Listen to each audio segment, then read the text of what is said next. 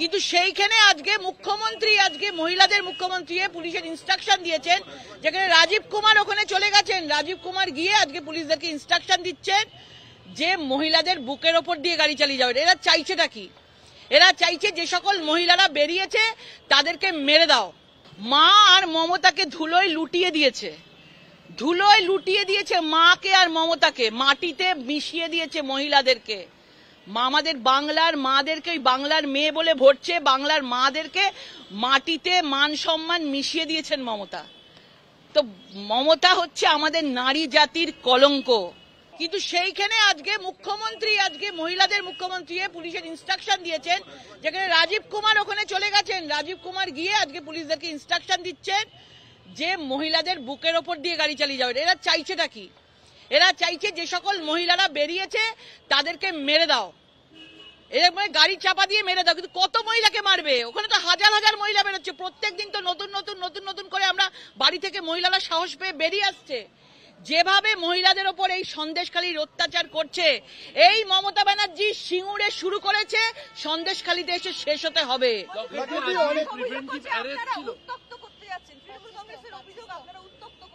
তাহলে তখন যখন মহিলাদেরকে দিনের পর দিন তুলে নিয়ে গিয়ে রাত্রিবেলা 12টা-1টার সময় ফোন করে তাদের বাড়িতে, তাদের পার্টি অফিসে রেখে দেওয়া হতো, তখন এটাকে কি বলে? উত্ত্যক্ত করা বলে না মনোরঞ্জন বলে?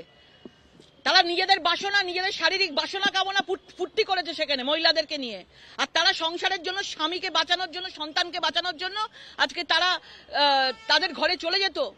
আজকে তারা বলতে পারতো না বাড়িতে অশান্তি হবে বলে। দিনের পর দিন শারীরিক অত্যাচার, নির্যাতন তাদের উপর চালানো হয়েছে। আর আমরা মহিলাদেরকে দেখা করতে যাচ্ছি, আমাদের মহিলা প্রতিনিধি দল আজকে ছিল, সেখানে আমাদেরকে আটকাচ্ছে এবং আমাদেরকে দেখাচ্ছে সেকশন 144 আছে।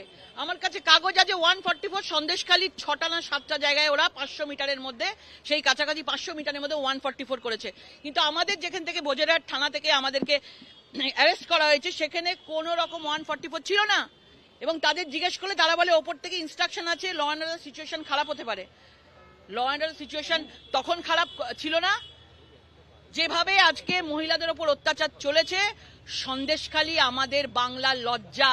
আজকে আপনাদের মাধ্যমে সন্দেশখালী বেরিয়ে এসছে, আরো কত না সন্দেশখালী আমাদের পশ্চিমবঙ্গে কোনায় কোনায় রয়েছে। কোনায় কোনায় সন্দেশখালীর মায়েরা কাঁদছে, কিন্তু এখনো পর্যন্ত বলতে পারছে না। আমরা বিশ্বাস করি আজকে এই মহিলারা, সন্দেশখালীর মহিলাদেরকে আওয়াজ দেখে আমরা বিশ্বাস করি আপনাদের মাধ্যমে আরো সন্দেশখালী বেরিয়ে আসবে, আরো তারা বুকের সাহস নিয়ে নারী শক্তি আগে এগিয়ে যাবে। এবং মমতা ব্যানার্জি বাংলার কলঙ্ক, মমতা ব্যানার্জি বাংলার লজ্জা। ইতিহাসের পাতায় মমতা ব্যানার্জির নাম থাকবে, যিনি একজন মহিলা হয়ে 500 টাকা থেকে 1000 টাকা বাজেটে করে দেয় শুধুমাত্র হিন্দু মহিলাদেরকে খুঁজে খুঁজে নিয়ে গিয়ে শেখ শাহজাহানের মতো ঘরে ঢুকে দেওয়া। এটা নিয়ে একটা দ্বন্দ্ব তৈরি হচ্ছে, কারণ কোন ডিসি বলছেন ডিটেইন করা হয়েছে, কোন ডিসি বলছেন না অ্যারেস্ট। আপনাকে কি বলা হয়েছে? দেখুন, কোনো কিছু বলেন, ইল্লিগাল। কোন রকম ভাবে একজন সাংসদকে, সেখানে কোনো ওয়ারেন্ট কারুর কিছু ছাড়া সেখানে এইভাবে একজন সাংসদকে করতে পারেন না। কোনো লিখিত কাগজ দেখাতে পারেনি তারা, কোনো লিখিত কাগজ দেখাতে পারেনি। শুধুমাত্র ওপর থেকে নির্দেশ আছে, আমাদের বলছে ট্রাফিক জ্যাম হয়ে যাবে, উচ্চ মাধ্যমিক পরীক্ষা আছে, এই জন্য আপনাদের যেতে দেওয়া হবে না। এই ধরনের কথা বলছে। উচ্চ মাধ্যমিক পরীক্ষা স্টুডেন্টকেও তুলে নিয়ে যাওয়া হচ্ছে সন্দেশখালী থেকে, আর এখানে আমাদের উচ্চ মাধ্যমিক দেখাচ্ছে। আমি বললাম পুলিশদের, আপনাদের ঘরে মা বোন নেই? আজকে যদি আপনাদের ঘরের মা বোনদের সন্দেশখালী হয়ে যাবে না, তখন রাস্তায় দাঁড়িয়ে পড়তে হবে উর্দি ছেড়ে। এটা যেন তারা মনে রাখে। মমতা বন্দ্যোপাধ্যায় বলেছেন সাংবাদিক সম্মেলন করা হয়েছে, সেখানে তারা হাওড়ার একটি ঘটনা সামনে আনছেন, যেখানে আপনাদের কিষাণ মোর্চার সঙ্গে যুক্ত একজন নেতা, তিনি মধুচক্রের সঙ্গে যুক্ত, এই বিষয়টা সামনে আনা হচ্ছে তৃণমূল কংগ্রেসের পক্ষ থেকে সাংবাদিক, এবং তাকে অ্যারেস্ট করা হয়। এত দিন ধরে সন্দেশখালী চলছে, সারা দেশের মানুষ দেখছে। ওরা খুঁজে খুঁজে বার করতে গেছে কোথায়কার বিজেপির যোগাযোগ আছে। আগে সন্দেশখালী নিয়ে নিজের মুখ্যমন্ত্রী একটা কেন স্টেটমেন্ট দিচ্ছে না? কেন মহিলাদের পাশে গিয়ে তাদের কথা শুনছে না? কেন রাজীব কুমারকে আগে পাঠিয়ে, সারাক্ষণ দেখা যাচ্ছে যে রাজীব কুমারকে পাঠিয়ে পরিস্থিতি দেখতে পাঠিয়েছেন, তদন্তের নির্দেশ দিচ্ছেন। একজন মহিলার কাছে আসতে পারলেন না তিনি বলতে পারলেন না তোমাদের কি হয়েছে ভাই? কেন তিনি শেখ শাহজাহানকে এখনো পর্যন্ত বাইরে বার করছেন? আমরা সব জানি যে শেখ শাহজাহানকে মানে কে রেখে দিয়েছে। মমতা ব্যানার্জি সবকিছু জানে শেখ শাহজাহান কোথায় আছে। পুরোপুরি ভাবে একজন মহিলা হয়ে আজকে মহিলাদেরকে মান সম্মান, মহিলাদেরকে ধুলোয় লুটিয়ে দিচ্ছে। বাংলার মহিলারা সম্মান চায়। উনি ভুলে গেছেন বাংলার মহিলাদের 500 টাকা ছুড়ে দাও, বাংলার মহিলারা ব্যাস খুশি হয়ে যাবে। বুঝতে পারেনি বাংলায় আগে সম্মান, টাকা পয়সা পরে। বলছি লকেটদি, মমতা বন্দ্যোপাধ্যায় বলতেন মা মাটি মানুষের সরকার, তাহলে সব থেকে বড় তৃণমূলের সব থেকে বড় ধাপ্পা মা মাটি মানুষ। দেখুন, মাদেরকে মা মাটি মানুষের মা দিয়ে শুরু। আর কে আছেন? তার নেত্রী মমতা। মা আর মমতাকে ধুলোয় লুটিয়ে দিয়েছে মাকে আর মমতাকে, মাটিতে মিশিয়ে দিয়েছে মহিলাদেরকে। আমাদের বাংলার মাদেরকে, ওই বাংলার মেয়ে বলে ভরছে, বাংলার মাদেরকে মাটিতে মান সম্মান মিশিয়ে দিয়েছেন মমতা। তো মমতা হচ্ছে আমাদের নারী জাতির কলঙ্ক। আজকে মমতা শব্দটাও আমার মনে হয় ইতিহাসে আর কেউ ভুল করে, মানে ইতিহাসে মমতা শব্দটাকে পাল্টাতে হবে। এই মমতা নামটা আর কেউ নেবে না। মমতা নামটা এত কলঙ্কের নাম হয়ে গেছে যে মমতা নামটা আর কোনো কারোর মুখে দেখবেন বাংলাতে থাকবে না। লকেট দিয়ে এই বৃহৎ উত্তীর্ণ হওয়ার পরও 9 জায়গায় নতুন করে 144 ধারা রেখে দেওয়া হলো, যদিও বলা হয়েছিল আজকে তা শেষ হয়ে যাবে, কিন্তু জারি রাখতে হচ্ছে। এত অশান্তি, এমনটাই স্থানীয় প্রশাসন দাবি করছে। দেখুন 144 ধারা জিয়ে রাখা, 144 ধারা জিয়ে রাখছে কারণ সাধারণ আমাদের মতন লোকেরা তারা সেখানে দেখতে যাচ্ছে, পরিস্থিতি দেখতে যাচ্ছে বলে।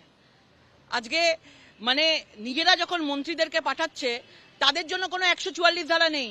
তারা ওখানে গিয়ে বাড়ি বাড়ি গিয়ে হুমকি দিচ্ছে। যারা টিভির ক্যামেরার সামনে গিয়ে আন্দোলন করেছে, যারা এই বিষয় নিয়ে মুখ খুলেছে, তাদেরকে গিয়ে সেই মন্ত্রীরা গিয়ে বলে আছে তাদের জন্য কোনো 144 ধারা নেই। আজকে যখন বিজেপির লোকেরা, বিজেপির মহিলারা, আজকে আমাদের নেতারা সবাই যখন আজকে যাচ্ছে, তখন তো আমাদেরকে 144 ধারা দেখানো হচ্ছে। মানে ধিক্কার জানাই এই পুলিশ প্রশাসনকে।